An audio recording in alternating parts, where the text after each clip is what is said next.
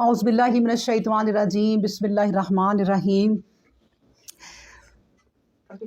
अब हम लोग पारा 7वां पढ़ रहे हैं और सूरतुल अनाम, और आयत नंबर है 25। वमिनहुम मैं यस्तमिउ अलैक, और देखो इनमें से कुछ लोग ऐसे हैं जो सुनने के लिए तुम्हारी तरफ कान लगाते हैं, और हमने इनके दिलों पर पर्दे डाल दिए हैं और इनके कानों में बोझ है कि सुन नहीं सकते। अगर ये हर एक निशानी भी देख लें जब भी यकीन करने वाले नहीं, यहाँ तक कि जब ये तुम्हारे पास आते हैं तो तुमसे झगड़ते हैं। तो जिन लोगों ने कुफर की राह इख्तियार की है वो कहने लगते हैं कि ये तो इसके सिवा कुछ नहीं है कि पिछले लोगों की कहानियाँ हैं या पिछलों की कहानियाँ हैं, यानी इन हाजा इल्ला असातीरुल अव्वलीन, यानी कि ये नावल है, कहानियाँ हैं, कुरान नहीं है, नौज़ुबिल्लाह। और फिर कहा तो तअज्जुब करे कि अगर उन्हें इस हालत में देखे।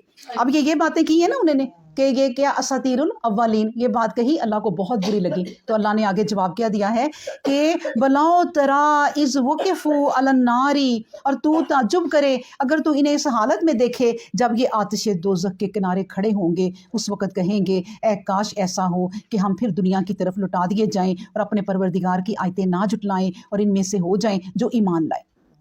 तो फिर जो कुछ ये पहले छुपाया करते थे इसका बदला उन पर नमूदार हो गया। अगर ये दुनिया की तरफ लुटा दिए जाएं तो फिर इस बात में पड़ जाएं, यानी कि अब ये कहते हैं ना लुटा दें, अल्लाह उसका भी जवाब दे रहा है कि फिर हम इनको इस दुनिया की तरफ भी लुटा दें जिसमें ये इन्हें रोका गया था, और कुछ शक नहीं कि ये लोग झूठे होंगे, यानी फिर ये उन्हीं बातों की तरफ पड़ जाएंगे।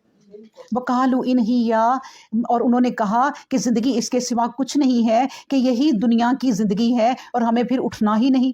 वो तो इस दुनिया में ऐसे रह गए कि जैसे हमें यहाँ से जाना ही नहीं, यानी इतने कीमती बर्तन, इतने कीमती कपड़े, अलमारियां ढेरों, बल्कि कई लोग तो अब बड़े बड़े जो महलों टाइप घरों में रहते हैं, वो 2-2 कमरों के, जितने कमरे में पढ़ा रही हूँ इससे डबल कमरों में सिर्फ उनकी अलमारियां होती हैं, जहाँ कपड़े यूं जैसे दुकानों पे लटकाए होते हैं, इस तरह यूं कमरों में हैंगर लगे होते हैं, और वो कमरा शीशे का बना के कि ये हमारा जो ड्रेस रूम है।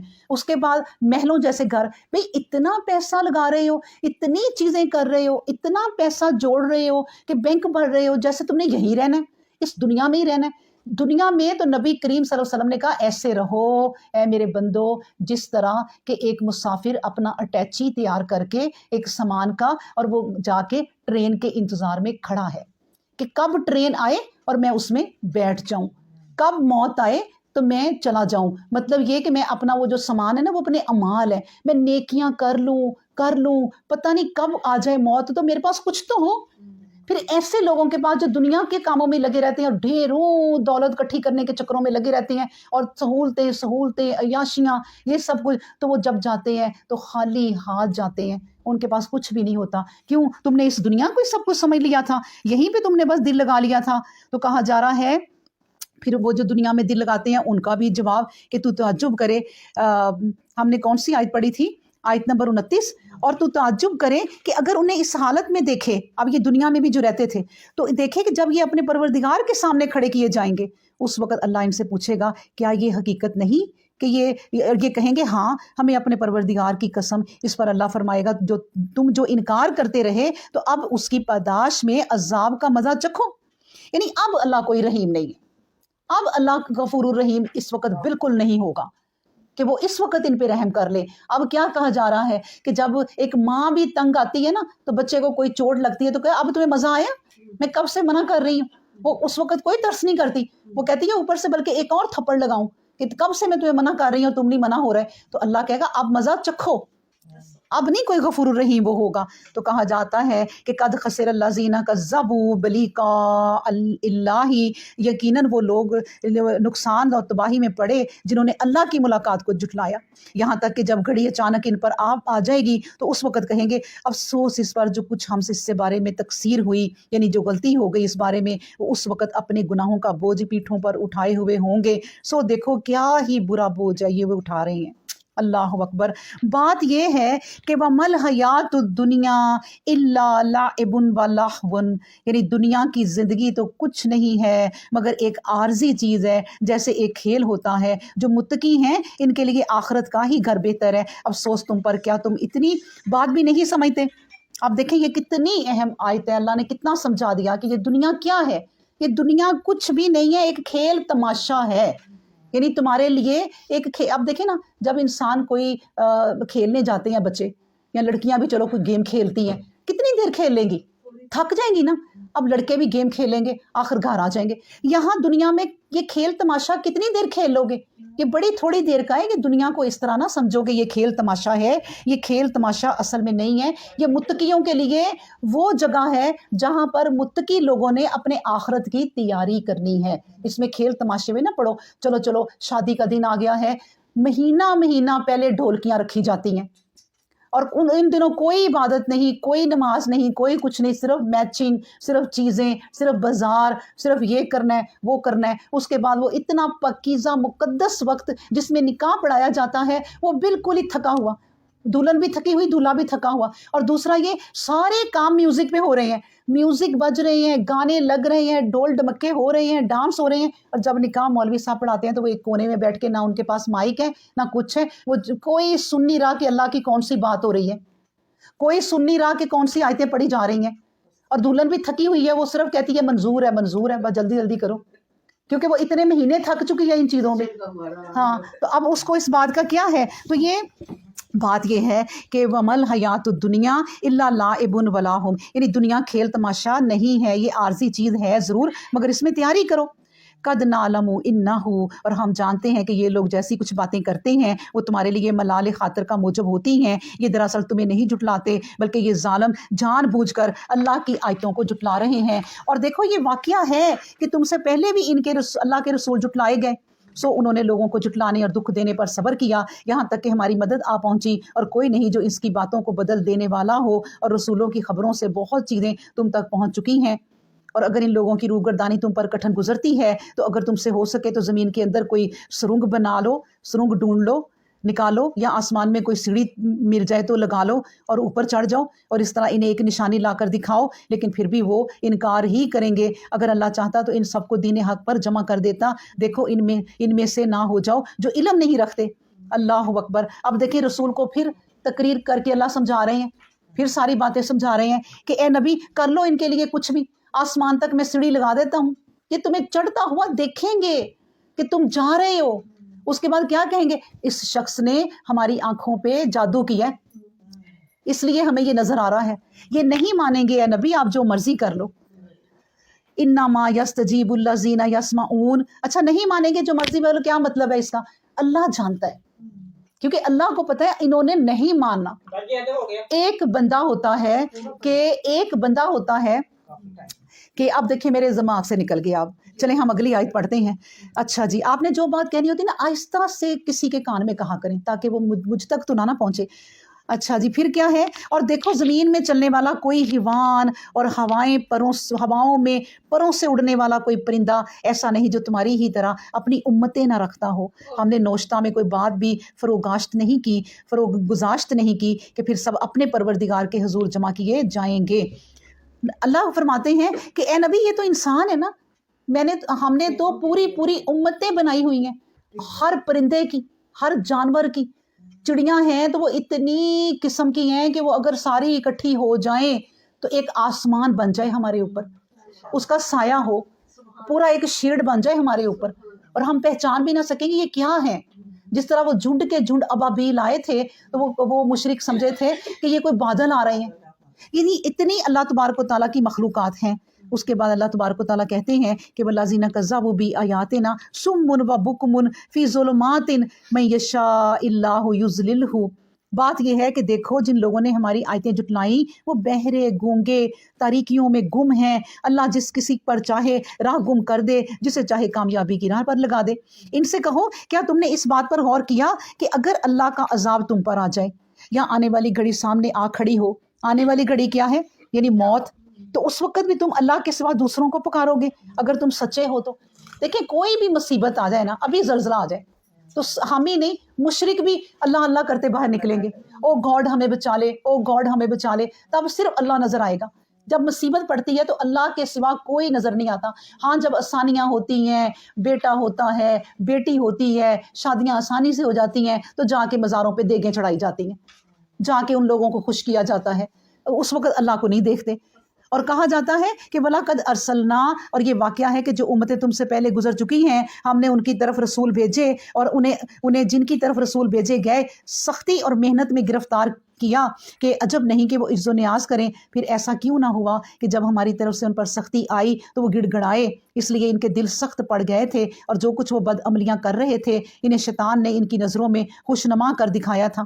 اللہ اکبر۔ مطلب یہ ہے کہ اللہ تبارک و تعالیٰ کہتے ہیں کہ جب ایک انسان پہ مصیبت آتی ہے نا اور پھر اللہ اللہ کرتا ہے، بیماری آئی اللہ اللہ کرتا ہے، پھر جب دور ہو جاتی ہے انہی چکروں میں دوبارہ پڑ جاتا ہے، وہ اس وقت اپنی مصیبت بھی بھول جاتا ہے اور میری مہربانی بھی بھول جاتا ہے، دوبارہ سے وہی حرکتیں کرتا ہے جن سے منع کیا گیا ہے۔ پھر جب ایسا ہوا کہ جو کچھ نصیحت انہیں کی گئی تھی اسے انہوں نے بھلا دیا، تو ہم نے ان پر ہر طرح کے دروازے کھول دیے۔ سبحان اللہ۔ یعنی جو اللہ کو بھلا دیتا ہے نا، اللہ یہ نہیں کرتا کہ لے بھئی اب تمہارے اوپر لائٹ بند اور پانی بند، ہوائیں بند، بارش بند، تمہاری فصلیں ختم، رزق نہیں، اب لاؤ رزق کہاں سے لانا ہے۔ اللہ نے اس کے الٹ کیا۔ کیوں کیا؟ کہ یہ دنیا اللہ کو پیاری ہی نہیں ہے، یہ دنیا اللہ کو ذرا سی عزیز ہی نہیں ہے۔ اللہ نے کہا میں تو ایسے لوگوں پر پھر راہیں اور کھول دیتا ہوں، ان پر ہر طرح کے دروازے کھول دیے، یہاں تک کہ وہ خوشیاں منانے لگے، لیکن اچانک ہم نے انہیں پکڑ لیا، پس ناگہاں وہ نا امید ہو کر رہ گئے۔ اس طرح اس گروہ کی جڑ کاٹ دی گئی جو ظلم کرنے والا تھا، اور تمام ستائش اللہ تعالیٰ کے لیے ہی ہے۔ والحمد للہ رب العالمین۔ یعنی ان لوگوں کو مار دیا، ان کے اوپر موت آ گئی، پھر وہ ختم ہو گئے، تو پکڑ لیا نا اللہ نے، پھر اللہ نے ایسا پکڑا کہ جڑ ہی ان کی کاٹ دی، ان کی نسلیں بھی نہ رہی، پھر اور لوگ کہیں اور سے پیدا ہوئے، جڑ ہی ان کی کاٹ دی۔ ان سے کہو تم نے اس بات پر بھی غور کیا کہ اگر اللہ تعالیٰ تمہارے کان اور تمہاری آنکھیں لے لے اور تمہارے دلوں پر مہر لگا دے تو اس کے سوا کون معبود ہے جو تمہیں یہ واپس دلا سکتا ہے؟ ہم کس طرح گوناگوں طریقوں سے بیان کرتے ہیں، پھر بھی یہ لوگ ہیں کہ منہ پھیرے ہوئے ہیں۔ مطلب یہ کہ دیکھیں گمراہی کی حد ہے، اللہ بتا رہا کہ میں کس طرح گمراہ کر دوں۔ گمراہ کیسے کر دوں؟ کہ آنکھیں بھی مٹا دوں، کان بھی مٹا دوں، نہ تمہیں سنائی دے نہ تمہیں دکھائی دے، اندھیروں میں دھکے کھاتے تم پھرو، اور پھر میں ہدایت بھی نہ دوں۔ تو یہ اللہ نے کہا کہ میں اس طرح کر دوں کہ مہر بھی میں پھر لگا دوں، پہلے اندھے اور بہرے کر کے پھر مہر لگانا، یہ راستہ کوئی نظر ہی نہ آئے۔ اللہ اکبر۔ پھر ان سے کہا جاتا ہے کہ ان سے کہو تم نے اس بات پر غور کیا کہ اگر اللہ تم پر اچانک عذاب دے دے یا آشکارا آئے تو ظالموں کے گروہ کے سوا کون سا گروہ ہو سکتا ہے جو ہلاک کیا جائے گا؟ اور ہمارا قانون یہ ہے کہ ہم رسولوں کو نہیں بھیجتے مگر اس لیے کہ خوشخبری سنائیں اور متنبہ کریں۔ پھر جو کوئی یقین دل لایا اور اپنے آپ کو سنوار لیا تو اس کے لیے نہ تو کسی قسم کا اندیشہ ہوگا، نہ کسی طرح کی غمگینی۔ اور جن لوگوں نے ہماری آیتیں جھٹلائیں تو اپنی بد عملیوں کی وجہ سے ہے کہ ہمارے عذاب کی لپیٹ میں آ جائیں۔ تم کہو کہ میں تم سے یہ نہیں کہتا کہ میرے پاس اللہ کے غیبی خزانے ہیں، نہ یہ کہتا ہوں کہ غیب کا جاننے والا ہوں، نہ میرا یہ کہنا کہ میں فرشتہ ہوں۔ میری حیثیت تو فقط یہ ہے کہ اس بات پر چلتا ہوں جس کی اللہ نے مجھ پر وحی کر دی ہے۔ اور ان سے پوچھو کیا وہ جو اندھا ہے اور جو بینا ہے دونوں برابر ہو سکتے ہیں؟ کیا تم غور و فکر نہیں کرتے؟ یعنی نبی کریم صلی اللہ علیہ وسلم کو کافر کہتے تھے نا کہ سونے کا مکان بنا لیں، اپنے لیے ہی بنا لیں، کوئی اپنے باغ ہی دکھا دے 5-6، کوئی اپنے لیے چیزیں ہی بنا دے۔ تو وہ سب باتوں کا اللہ انہیں جواب سکھا رہا ہے کہ یہ کہہ دو کہ میرے بس میں کوئی چیز نہیں ہے، میرا اللہ جو چاہے گا وہی ہوگا۔ بس بات یہ ہے کہ انہیں صرف یہ بتا دو کہ اندھا اور بینا برابر ہو سکتے ہیں، اس کا مطلب تم اندھے ہو، نبی کریم صلی اللہ علیہ وسلم بینا ہے، انہیں اللہ ہدایت دے رہا ہے، وہ ہدایت کے رستوں پر ہیں۔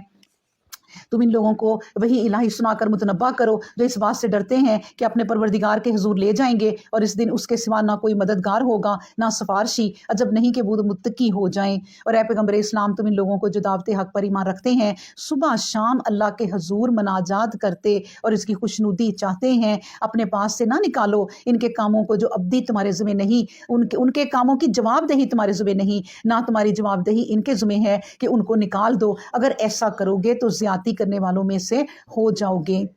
اور دیکھو اس طرح ہم نے بعض انسانوں کے ساتھ آزمایا ہے کہ کہنے لگے کہ کیا یہی لوگ ہیں جنہیں اللہ نے اپنے نام کے لیے ہم میں سے چن لیا ہے؟ کیا اللہ بہتر جاننے والا نہیں کہ کون قدر کرنے والے ہیں؟ اور اے پیغمبر اسلام جب وہ لوگ تمہارے پاس آئیں جو ہماری آیتوں پر ایمان رکھتے ہیں تو تم شفقت و رحمت سے پیش آؤ، کہو تم پر سلام ہو، تمہارے پروردگار نے اپنے اوپر رحمت لازم ٹھہرا لی ہے، اور تم میں سے جو کوئی نادانی سے برائی کر بیٹھے اور پھر توبہ کر لے اور اپنی حالت سنوار لے تو وہ بخشنے والا اور رحمت والا ہے۔ اللہ اکبر۔ دیکھیں پھر بات کہی جاتی ہے کہ علیکم کتب ربکم علی نفسہ رحمہ، اللہ نے پھر کہا کہ اے نبی ان کو بتا دو کہ میں نے تو اپنے نفس پر رحمت ہی کر لی ہے اور لازم کر لیا ہے، اگر تم میری طرف آؤ گے تو تم پہ رحمتیں ہی کی جائیں گی۔ اور ہم اس طرح کھول کھول کر اپنی آیتیں بیان کرتے ہیں، اور اس لیے تاکہ مجرموں کی راہ نمایاں ہو جائے۔ تم منکرین حق سے کہو مجھے اس بات سے روکا گیا ہے کہ میں ان کی بندگی کروں جنہیں تم اللہ کے سوا پکارتے ہو، نیز کہو کہ میں کبھی تمہاری نفسانی خواہشوں پر چلنے والا نہیں، اگر میں ایسا کروں تو میں گمراہ ہو چکا اور ان میں نہ ہو راہ ہو جو راہ پانے والے ہیں۔ اب دیکھیں نا، ہمارے رشتہ دار جو مرضی کرتے پھریں، ہمارے جو امیر رشتہ دار ہیں وہ جو مرضی کریں، اپنی مرضی کی زندگی گزاریں، ہمیں یہ کہنا چاہیے جو اللہ نے کہا ہے کہ تم کہو کہ مجھے اس بات سے روکا گیا ہے کہ میں ان کی بندگی کروں جنہیں تم اللہ کے سوا پکارتے ہو۔ یعنی تم جو بھی رسم و رواج کرتے ہو یا جو بھی تم لوگ دن مناتے ہو، ہمیں تو اس بات سے روکا گیا ہے، ہمیں یہ کام نہیں کرنا، یہ اللہ ہمیں ہی اب سمجھا رہا ہے۔ تو اللہ تبارک و تعالیٰ بلکہ یہ گھڑیاں جو اس وقت ہم قرآن پڑھ رہے ہیں، یہ خوش قسمت ترین دنیا کی گھڑیاں ہیں کہ اس وقت وہ ٹائم ہے کہ اللہ ہم سے کلام کر رہا ہے۔ اللہ نے مجھے یہ ہمت دی کہ میں اللہ کا کلام سنا رہی ہوں۔ یہ سب سے بڑا فضل ہے میرے اوپر اور آپ کے اوپر کہ اللہ نے ہمیں یہ موقع دیا۔ تو جو ہمارا رب ہمیں سکھا رہا ہے ہم تو وہی کریں گے۔ تو ہم نبی کریم صلی اللہ علیہ وسلم کو بھی کہا جا رہا ہے تم ان کے بتوں کو نہ مانو، انہیں کو میرے رب نے منع کیا ہے، کیونکہ وہ شرطیں لگا رہے ہیں کہ آپ ہمیں نہ برا کریں ہمارے بتوں کو، اور ہم آپ کو نہیں کہتے۔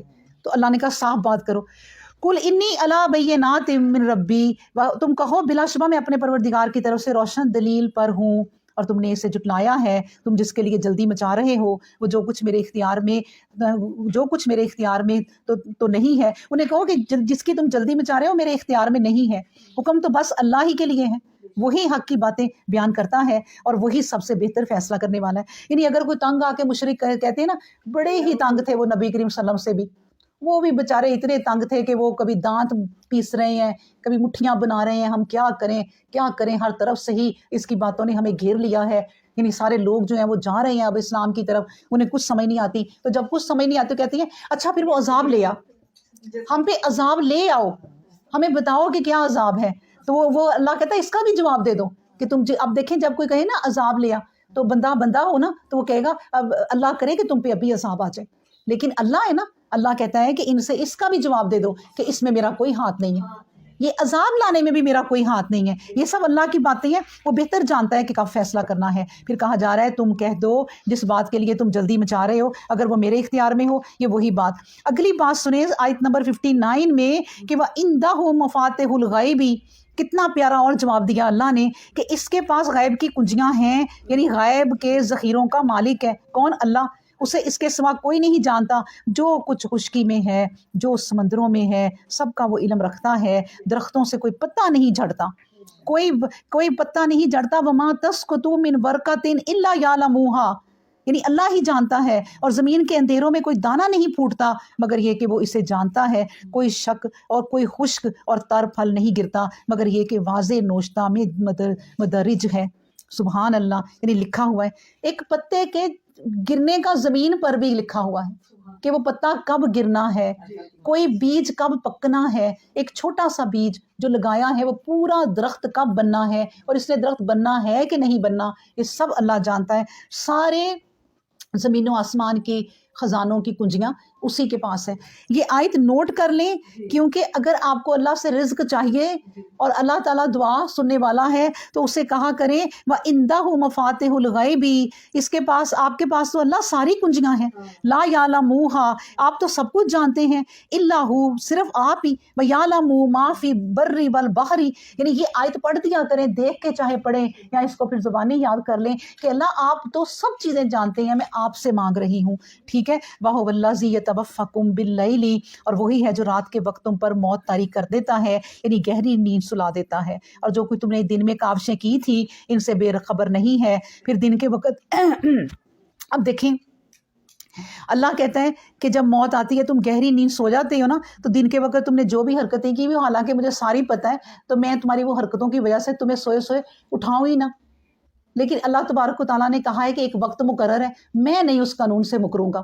اللہ نے جو قانون بنا دیے، انسان اپنے جتنے اصول بناتا ہے وہ توڑ دیتا ہے۔ نبی کریم حضرت علی رضی اللہ تعالیٰ عنہ کہتے تھے کہ میں نے اپنے ارادوں کے ٹوٹنے سے اللہ کو پہچانا، یعنی میں سوچتا کچھ ہوں اور میں کرتا کچھ ہوں. میں نے تو وہ پلاننگ کی تھی کہ سال بعد میں یہ کروں گی، ہم بھی کہتے ہیں نا، لیکن ہو کچھ اور ہی جاتا ہے. تو وہ اللہ ہے، وہ اللہ ہے، وہ اللہ کرتا ہے. ہم کچھ سوچتے ہیں لیکن وہ بہتر کرتا ہے، یا جو بھی کرتا ہے وہی جانتا ہے. تو اس لیے اللہ کہتا ہے کہ میں تو تمہیں اس سوئے سوئے اٹھا ہی لوں، تمہیں موت دے دوں، لیکن صرف اٹھاتا کیوں نہیں ہوں کہ ایک وقت اور ایک میعاد پوری ہو جائے، پھر تم سب اللہ کی طرف لٹائے جاؤ گے، اور جیسے کچھ تم کام کرتے رہے اس کی حقیقت وہ تمہیں پھر بتا دے گا. مطلب یہ کہ اللہ کو کوئی جلدی نہیں ہے. اللہ کو پتہ ہے نا وہ وقت آنا ہے تو تمہارا بڑا برا حال ہونا ہے.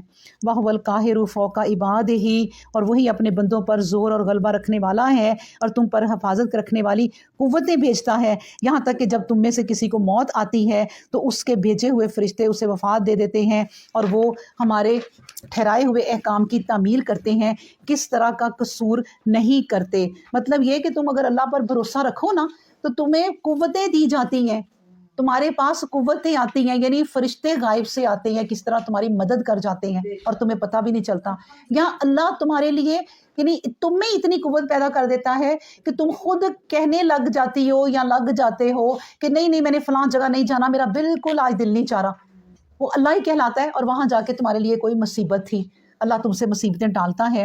پھر یہ کہ پھر تمام بندے اللہ کی طرف لٹائے جاتے ہیں جو ان کا مالک حقیقی ہے. حکم اسی کا ہے، اور حساب لینے والوں میں اس سے جلد حساب لینے والا کوئی نہیں ہے. یعنی مطلب یہ ہے کہ تم کہتے ہو کہ دیر ہو رہی ہے، یہ بڑی جلدی حساب ہو جانا ہے، کہ دنیا چند دن کی ہے، بلکہ ہر ایک انسان کی زندگی نا منٹوں میں ہے.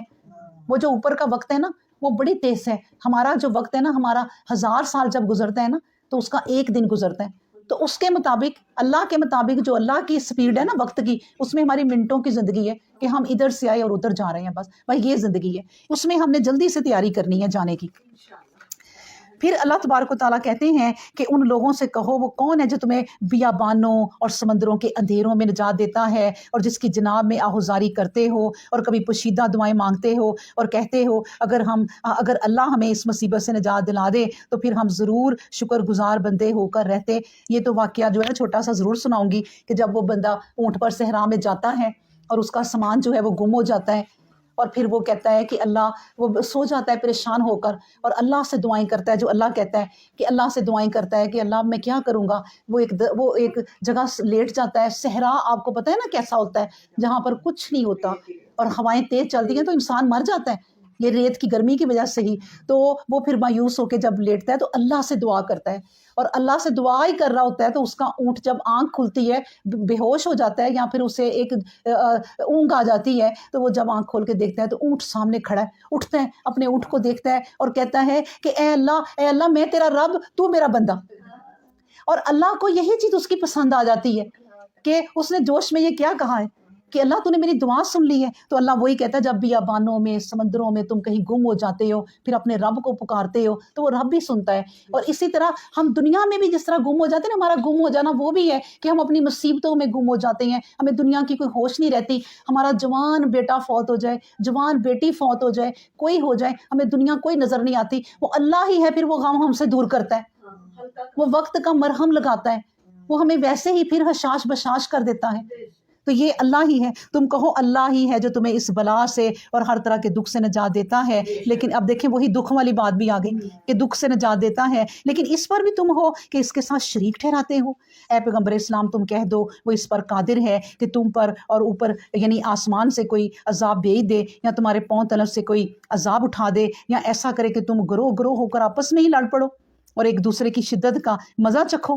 سو دیکھو کس طرح ہم گوناگون طریقوں سے آیتیں بیان کرتے ہیں تاکہ وہ سمجھیں. اب دیکھیں نا سبا، ملکہ سبا کا ہم پڑھیں گے اپنے وقت پہ، تو جب ان کو پیغام آیا تھا جنگ کا کہ انہوں نے کہا رسول سلیمان علیہ السلام نے کہا تھا، تو اس نے اپنے سپاہیوں سے مشورہ کیا اور پھر خود ہی کہا کہ نہیں، جنگ بہت بری چیز ہے. جنگ جو ہے نا وہ اجاڑ دیتی ہے، وہ بچے یتیم کر دیتی ہے، ساری ویرانیاں چھا جاتی ہیں، ملک اجڑ جاتے ہیں. تو میں جا کے بات کرتی ہوں ان سے کہ کیا کرنا ہے، ٹھیک ہے نا. اسی طرح اللہ کہتا ہے کہ میں چاہوں تو تمہیں آپس میں ہی لڑا دوں. اب یہ کتنے فرقے بنے ہوئے ہیں ہمارے، خطرناک کام ہے. ہر فرقہ دوسرے فرقے سے نفرت کرتا ہے. ان کی نفرتوں کو شاید اللہ نے روکا ہوا ہے. یہ ایک دوسرے کو مار دے.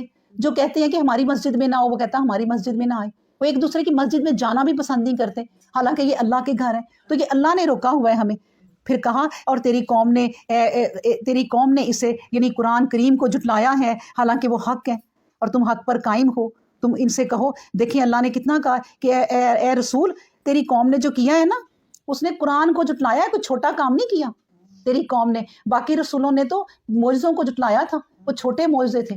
قرآن سب سے بڑا معجزہ ہے اور ہمارے ہاتھوں میں ہے. دیکھیں آج تک ہم اس معجزے کو دیکھ رہے ہیں اور ٹچ کر رہے ہیں. پھر اس کے بعد اللہ نے کہا کہ یہ دیکھ لو، حالانکہ وہ حق ہے یہ قرآن، اور تم حق پر قائم ہو. تم ان سے کہہ دو کہ میں تم پر کچھ نگہبان نہیں ہوں.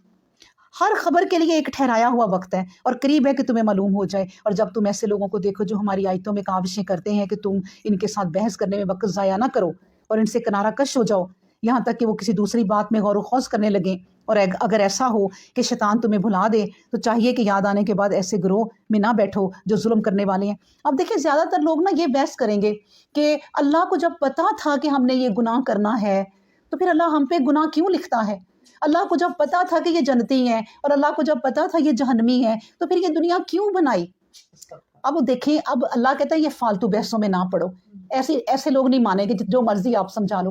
حالانکہ میں آپ کو ایک ان پڑھ ہوں، ایک مثال اگر دوں اللہ کو سمجھنے کی یہ بات کی تو دیکھیں ایک استاد ہے، وہ اپنے بچے کو کہتا جاتا ہے کہ تم بڑے نالائق ہو، تم فیل ہو جاؤ گے، تم نالائق ہو، فیل ہو جاؤ گے، اور وہ سال کے آخر میں فیل ہو جاتا ہے. تو استاد کو کیا کوئی غائب کا علم ہے؟ اس کی کرتوتوں کا پتہ ہے. اللہ نے جب انسان بنائے تھے تو کرتوتوں کا پتا تھا کہ میں جو مرضی کر لوں انہوں نے نہیں ماننا.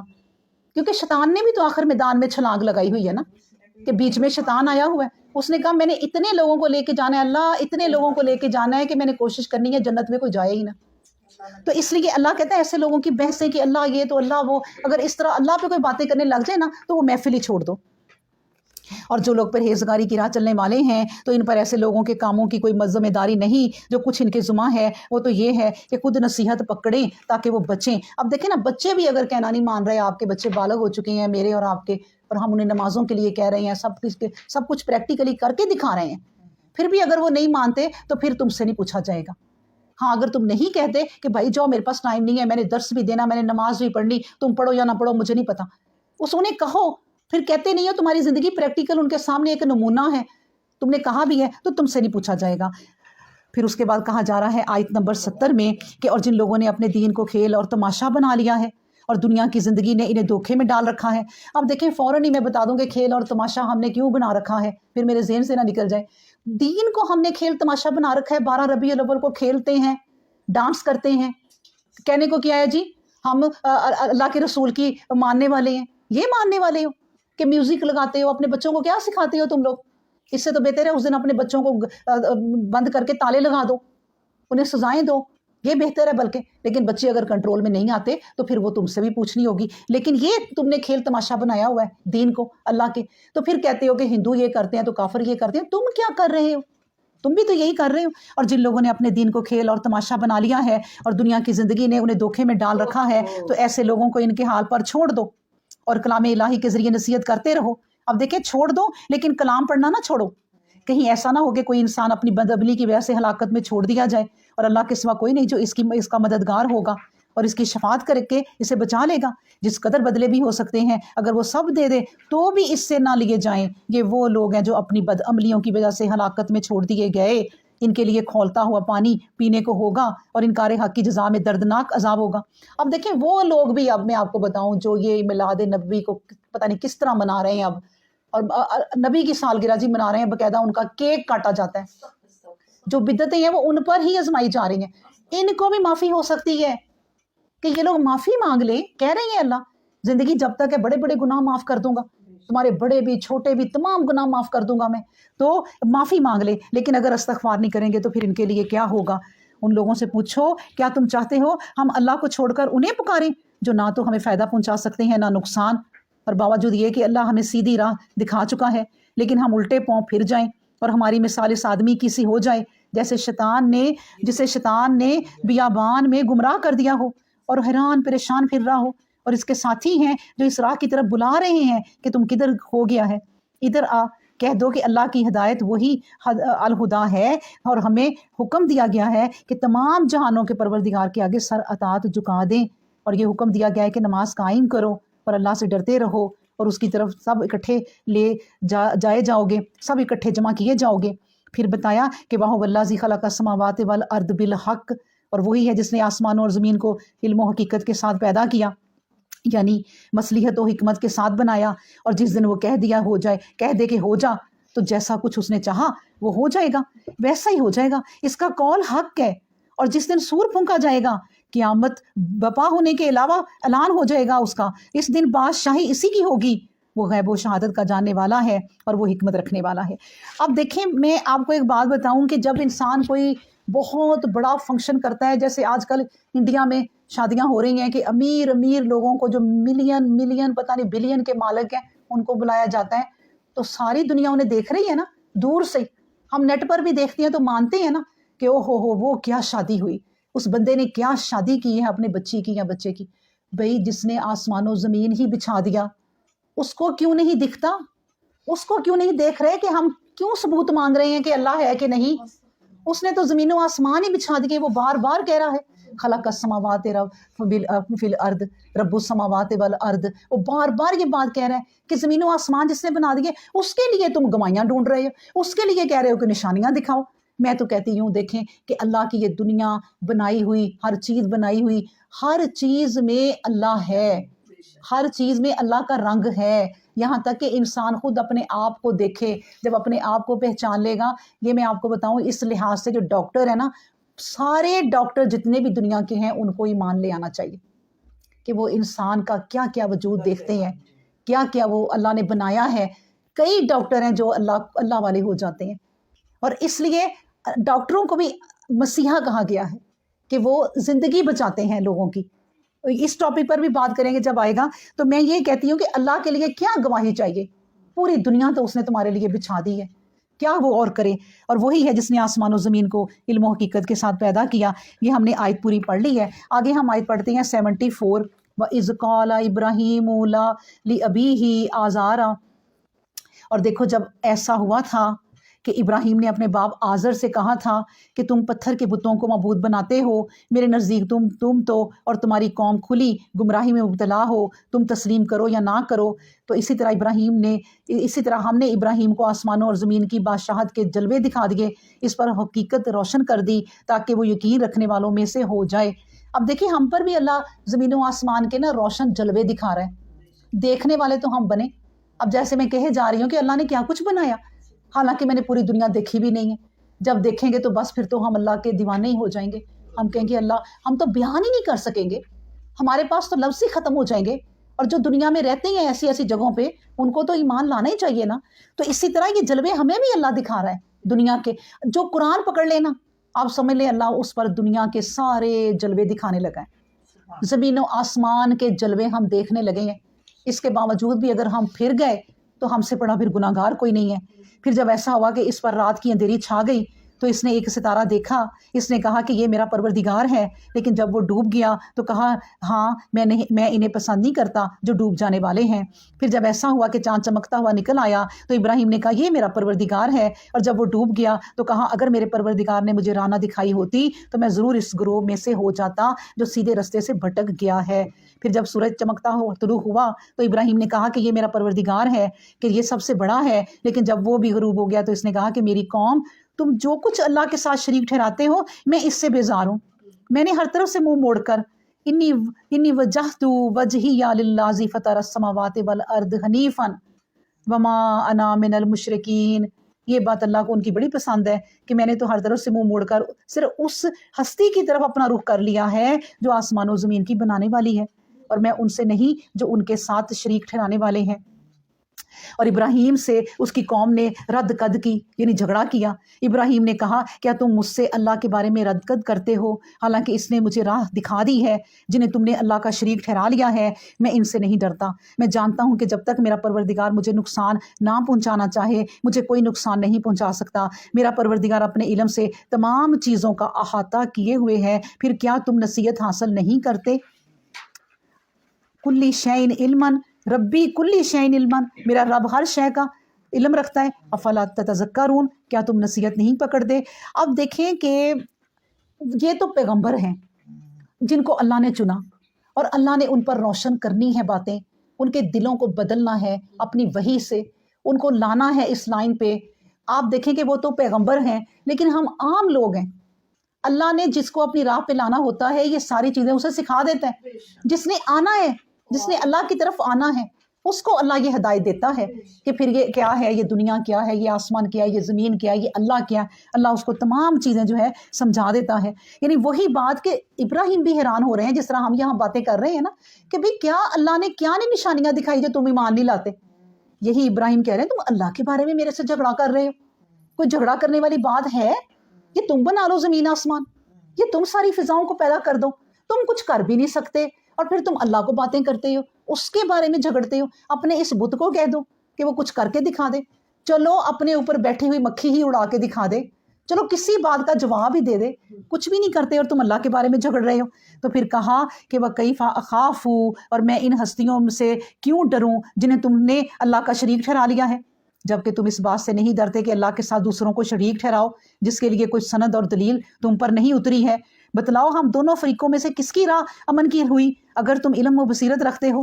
دیکھیں، جب کوئی اس دنیا میں غلط کام کرتے ہوئے نہیں ڈر رہا، جب لوگ اپنی شادیوں میں شراب پیتے ہیں اور ڈھول ڈھمکے کرتے ہیں